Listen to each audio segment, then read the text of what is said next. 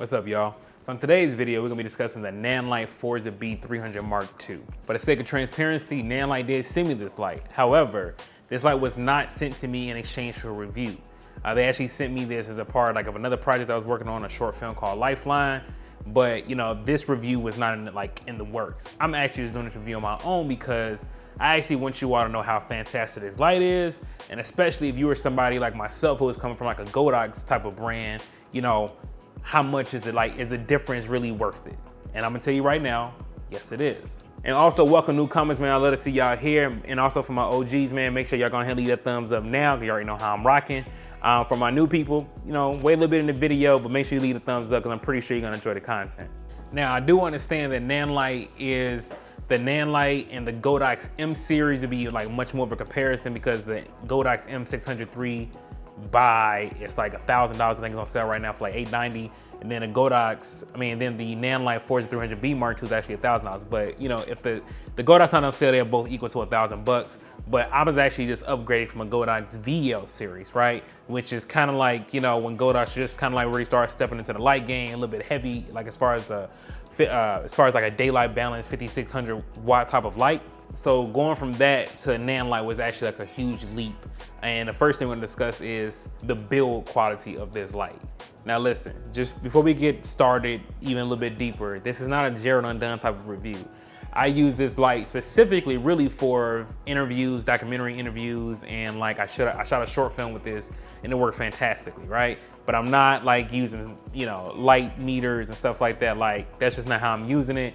As long as my image looks good and it's bright enough, works my scene, that's usually what I care about. But moving on. Coming from the Godox VL200, the thing that I noticed the most instantly was the build quality of this light, because of the buttons, the tactile feel of it. I can really just show you some of them, but the build quality in comparison to the Godox VL, it's not even close. The actual knobs, the fact that the V mounts are actually placed on the side, unlike the VL200, which to me makes way more sense. Then it gives you a clamp versus using the straps, if you will, that the Godox VL200 came with. They actually give you a clamp to mount on the C stand to let you know this is used for professional use. This is the big boy. Also, what's great about this, you have a lot more controls in this than what you would do in a Godox VL200, like the fact that you can control the fans, if you want them on smart control, off, or full, and obviously each different output will select how much of the power that you're gonna use of the light. But you also have effects built into this light as well. So if you're gonna do the faulty bulb, welding, TV or candle, anything like that, this light can actually do that, because again, it is a bicolor light.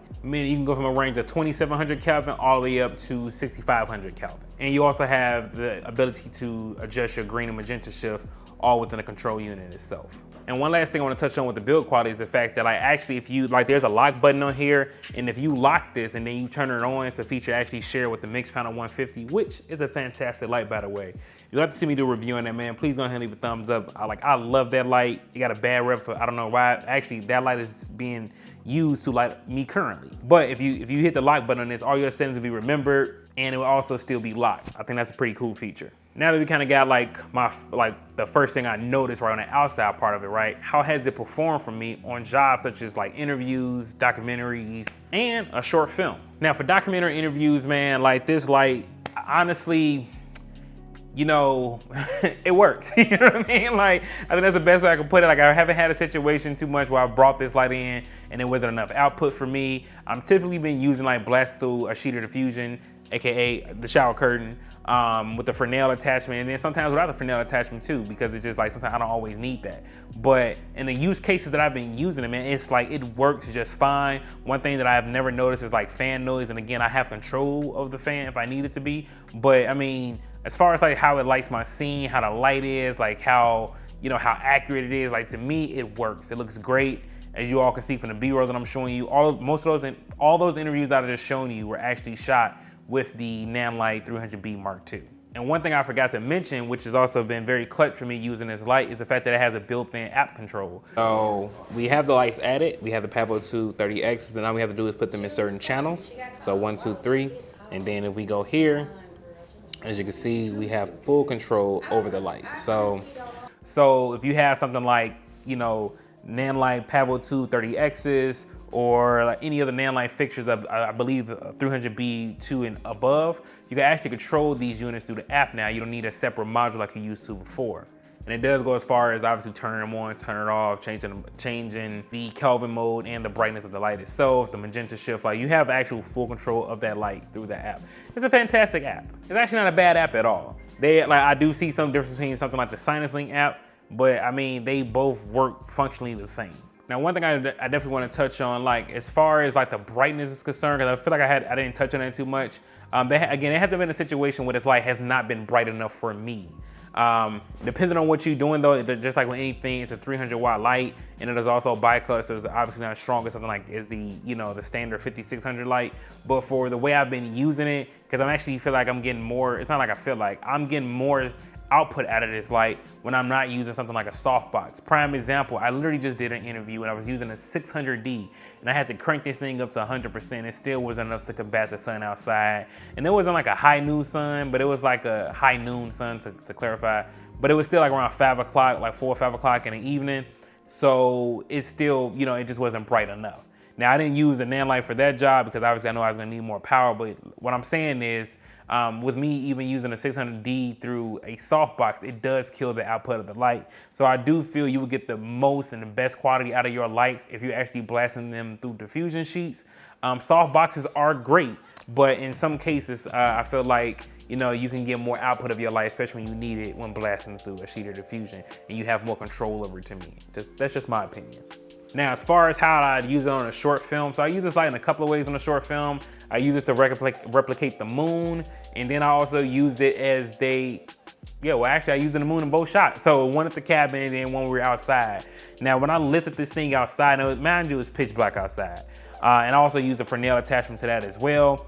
And man, it looked like the moon was out there. You know what I'm saying? I also used the Pavo tubes that's lighting me currently to kind of like give in like some more field light. I do feel like sometimes filmmakers forget, like even though you're trying to keep it realistic, you still want to kind of light your subjects and make it still like it's night. I do wish I had more lights out there, like this is like a bigger set where I can kind of put more lights throughout the woods so it can look like the moon is actually like filling up the thing versus kind of like spotlighting it. Nonetheless, the light worked perfect for that. I love the fact that it's mobile. And then being able to use, saying 2 V-mounts on these joints here. Again, like the way they thought about that, putting the V-mounts on the side, I really do love that. Like, I don't know why the first Godox VL series didn't do that, put them on the back was just a terrible idea.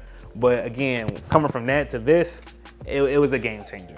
And one thing I also forgot to mention is, unlike the Godox VL200, you can actually use this, still use this light with only 1 V-mount. It just limits you down to 45%. So if you just like, oh man, crap, I ain't bringing another battery, you're good. You can actually use 1 V-mount with this and still be great. Now, before I get into my dislikes on this light, which is honestly, it's not many, I actually want to talk to you all about the sponsor of today's video, which actually is kind of you all. But it's being sponsored by me too. Let me explain. As you all know, I run a video production company right here based in Chicago, and I'm actually the #1 commercial production business here in Chicago. Google me, Google Chicago Commercial Productions, you will see me pop up. With that being said, within my 2nd year, I've been able to hit 6 figures consistently, and I'm going on to my 4th year now. So that's year 2, 3, and 4.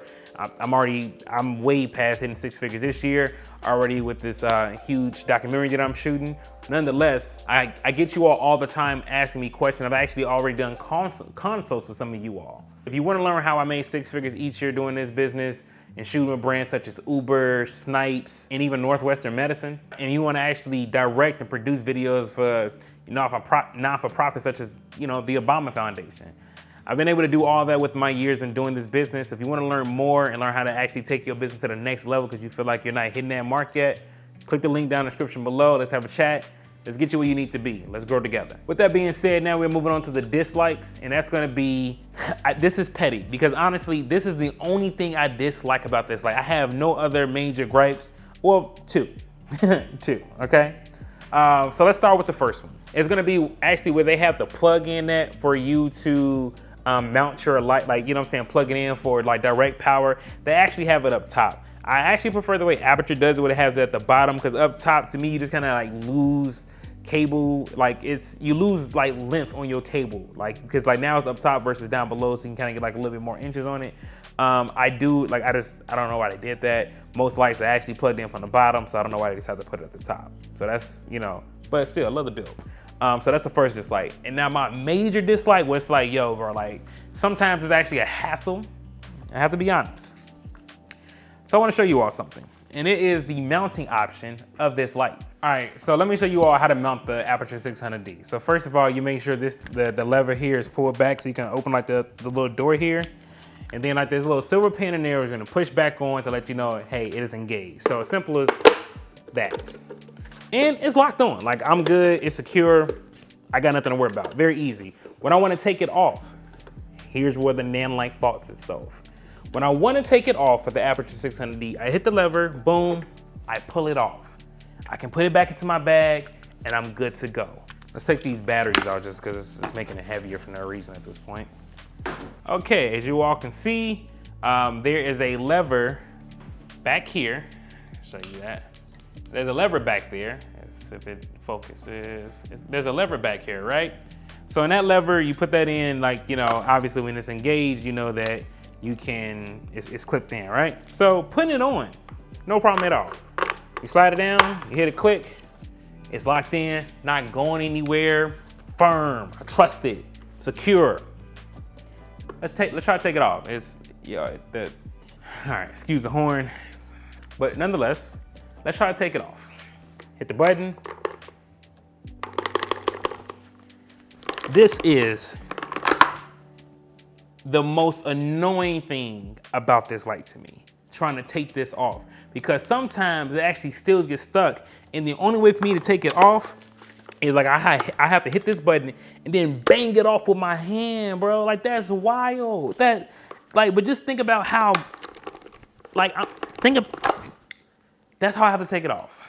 That's how I have to take it off every single time, and it drives me crazy. In comparison, I snap it on, I know it's good, I'm ready to take it off. Bro. So that is my major gripe with this light.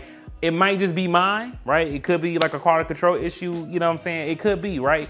But nonetheless, man, like that is a hassle. So sometimes like I'd rather just use my mix panel 150 sometimes, like if I'm doing something like really small and discreet, I just use my mix panel 150 because as you can see, it's bright enough, right? But you know, when I am trying to like leave or actually have my grip trying to take this light apart, he just, in most cases, he just throw in the bag and say, man, it is what it is. I couldn't get it in. Now it closes up in the bag still, but it's just, you know, it should not be happening like that. It should not be that hard to have to get off. So something to keep in mind. But with that being said, I still definitely do recommend this light, like, cause there's way more pros than cons as you all just saw. If you all do decide to pick up this light, man, please use the links down in the description below. I am affiliated with Amazon and Adorama, so I do get a kickback if y'all do purchase it. If not, just still click on it so I can go ahead and build my, you know what I'm saying, build my stats up. But with that being said, man, thank you all again for watching the video. Make sure you give it a thumbs up, subscribe, all that good jazz, and I'll catch y'all on the next one. Peace. It's deuces. Peace sounded weird. Deuces.